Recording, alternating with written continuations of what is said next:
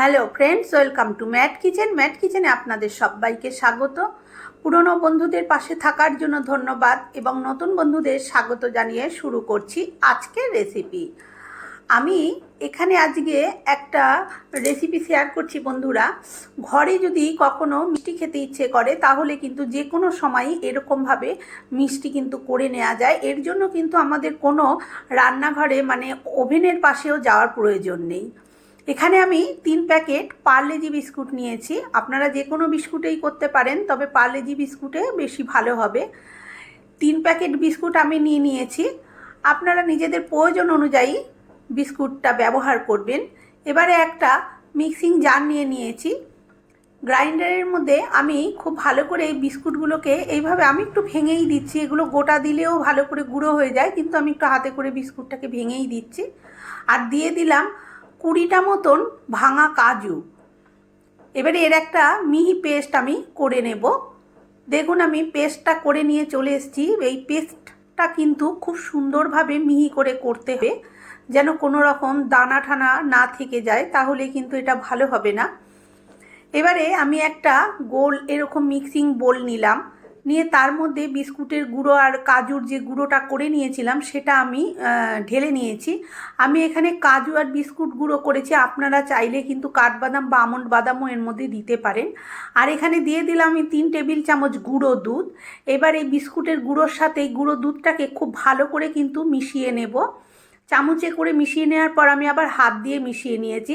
তারপরে এখানে আমি অল্প অল্প দুধ দিয়ে এটা একটা ডো তৈরি করে নেব। খুব শক্তও না আবার খুব নরমও নয়। তবে বন্ধুরা, এই যে দুধটা, লিকুইড দুধটা আমি ব্যবহার করছি, দুধটা কিন্তু আমি জাল দিয়ে তারপর ঠান্ডা করে নিয়েছি। আমি কিন্তু কোনোভাবেই কাঁচা দুধ ব্যবহার করিনি। এবারে মেখে নেওয়ার পরে আমি এখানে হাফ চামচ মতো ঘি নিয়ে আবার এখানে এইভাবে ঘিটা দিয়ে এটাকে মেখে নিচ্ছি। মেখে নিয়ে এবার আমি এটাকে এইভাবে রেখে দেব 10 মিনিটের মতন। এটা কিন্তু খুব শক্তও নয় আবার খুব নরমও নয়, সেরকমই একটা ডো এখানে তৈরি করেছি। ঢাকা দিয়ে এবারে আমি রেখে দেব, এটাকে একটু রেস্ট হতে দেব। ততক্ষণে আমি আর একটা মানে ভেতরে যে পুর দেব সেটা আমি তৈরি করে নিচ্ছি। এখানে একটা পাত্র নিয়ে তার মধ্যে এখানে দিয়ে দিলাম আমি এটা শুকনো নারকেল কোড়া। বন্ধুরা, যে কোনো মুদিখানা দোকানেই কিন্তু এই নারকেল কোড়াটা পাওয়া যায়। এবারে এখানে আমি 1 কাপ মতন নারকেল কোড়া নিয়েছি আর দিয়ে দিলাম 2 টেবিল চামচ মতন গুঁড়ো দুধ। আর দিয়ে দিচ্ছি এখানে আমি 3 টেবিল চামচ মতন চিনি গুঁড়ো করে নিয়েছি। গুঁড়ো চিনিটাই এখানে দিতে হবে। গুঁড়ো চিনিটা দিলেই কিন্তু এটা ভালো হবে। দানা চিনি দিলে কিন্তু দানাগুলো পরে জল ছাড়বে, বিচ্ছিরি হয়ে যাবে। সেই জন্য এখানে গুঁড়ো চিনি করে দেওয়ারই চেষ্টা করবেন। আর ভালো করে শুকনো উপকরণটা মিশিয়ে নিয়ে এখানে আমি আবার 1 চা চামচ মতন ঘি দিয়ে দিয়েছি। দিয়ে খুব ভালো করে ঘিটা দিয়ে যেরকমভাবে আমরা আটা ময়দার ময়াম দিই ঠিক সেইভাবেই এটাকে ভালো করে এইভাবে মেখে নিতে হবে।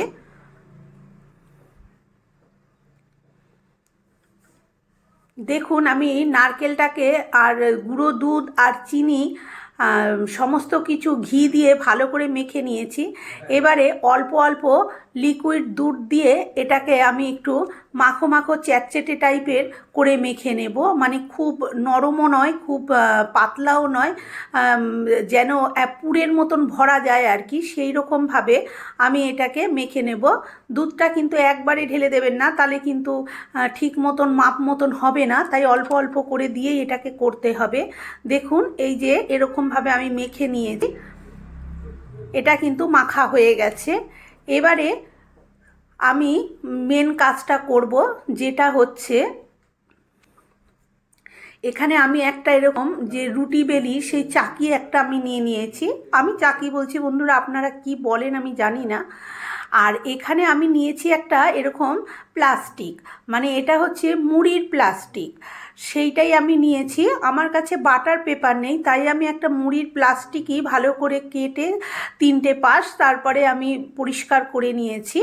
আর এখানে একটু ঘি লাগিয়ে দিচ্ছি। এটা যেহেতু মুড়ির প্লাস্টিক তাই আমি ঘি লাগাচ্ছি। যদি বাটার পেপার হয় তাহলে কিন্তু ঘি লাগাতে লাগবে না। আমার কাছে বাটার পেপার নেই, সেই জন্য আমি এরকম প্লাস্টিকেই করছি। আপনারাও এরকম প্লাস্টিকে করতে পারেন। দিয়ে এবারে যে নারকেলের পুরটা আমি রেডি করে রেখেছিলাম সেইটাকে দেখুন হাতে করে নিয়ে যেরকমভাবে আমরা রুটি লেচি কাটার আগে করে নিই সেরকমভাবে একটু মাপ মতন যেরকম আমার প্রয়োজন ঠিক আমি সেরকম ভাবে এটাকে এরকমভাবে রোল করে নিচ্ছি।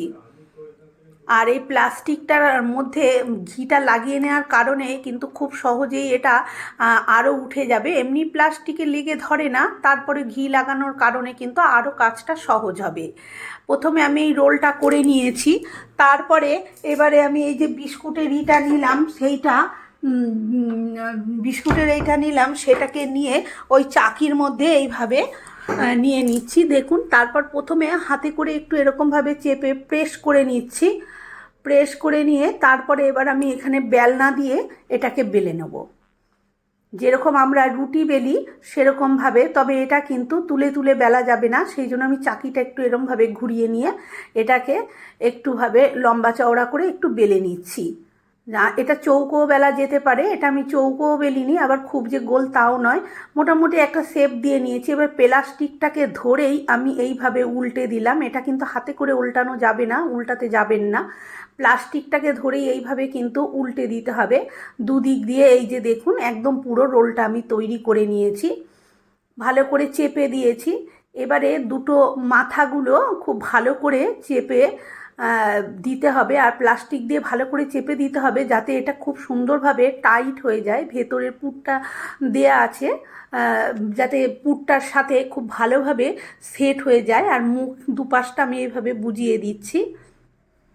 এবারে প্লাস্টিকের মধ্যে এটাকে মুড়ে বন্ধুরা আমি ফ্রিজে রেখে দেবো 20 থেকে 25 মিনিটের জন্য, একটুখানি ঠান্ডা হওয়ার জন্য। একটুখানি ঠান্ডা হলে ফ্রিজে রাখলে এটা কিন্তু যে নরম হয়ে রয়েছে এটা কিন্তু বেশ শক্ত হয়ে যাবে। 20 মিনিট পরে বন্ধুরা আমি ফ্রিজ থেকে এটাকে বার করে নিয়ে এসেছি। হাতে সময় থাকলে আপনারা কিন্তু আরও একটু সময় রাখতে পারেন, আধ ঘন্টা কি 1 ঘন্টা। আমার কাছে সময়টা কম আছে, ভিডিওটা তাড়াতাড়ি শেয়ার করতে হবে, সেই জন্য আমি 20 মিনিট রেখেই নিয়ে চলে এসেছি। তাও দেখুন বেশ শক্ত হয়ে গেছে। এবারে একটা ছুরি দিয়ে আমি এইভাবে পিস পিস করে কেটে নিচ্ছি। দেখুন না উনুনের পাড়ে যেতে হলো না কিছু, খুব সহজেই কত সুন্দর কিন্তু মিষ্টি তৈরি হয়ে গেল। এগুলো আমরা দোকান থেকে কিনে খেতে গেলে কিন্তু অনেকই খরচ পড়ে, তাই এগুলো কিন্তু অনায়াসেই আমরা বাড়িতে তৈরি করে বাচ্চা থেকে বয়স্ক সবাইকে দিতে পারি। আজকের এই ভিডিওটা আপনাদের কেমন লাগলো কমেন্ট করে অবশ্যই জানাবেন। ভালো লাগলে একটা লাইক দেবেন, শেয়ার করবেন, আর আমার চ্যানেলে নতুন বন্ধু হয়ে থাকলে চ্যানেলটি সাবস্ক্রাইব করে নেওয়ার অনুরোধ রইল। পাশে থাকা বেল আইকনটা অবশ্যই প্রেস করবেন, কারণ আমি যখনই কোনো নিত্য নতুন রেসিপি শেয়ার করব নোটিফিকেশন আপনাদের কাছে পৌঁছে যাবে সবার আগে। এবার আমি এইটাকে এভাবেই রাখছি। এখানে আমি ডেকোরেশনটা একটুখানি পেস্তা বাদাম দিয়ে করব, আপনারা যে কোনো কিছু দিয়ে করতে পারেন, কাজু কিশমিশ যা কিছু দিয়ে করতে পারেন। এবার কত সুন্দর এটা বেশ শক্ত হয়ে গেছে দেখুন বন্ধুরা, কত সুন্দর মিষ্টি তৈরি হয়ে গেছে। এটা খেতেও কিন্তু দুর্দান্ত লাগে, যারা খেয়েছেন জানেন, যারা না করেছেন তারা অবশ্যই একবার ট্রাই করে দেখতে পারেন। ভীষণই সুস্বাদু এই মিষ্টি, খুব অল্প উপকরণেই খুব কম সময়ে কম খরচেই এটা তৈরি হয়ে যায়। আজকের মতন এই পর্যন্ত, আবার হাজির হব অন্য কোনো রেসিপির সাথে। ততক্ষণ ভালো থাকবেন, সুস্থ থাকবেন, ধন্যবাদ।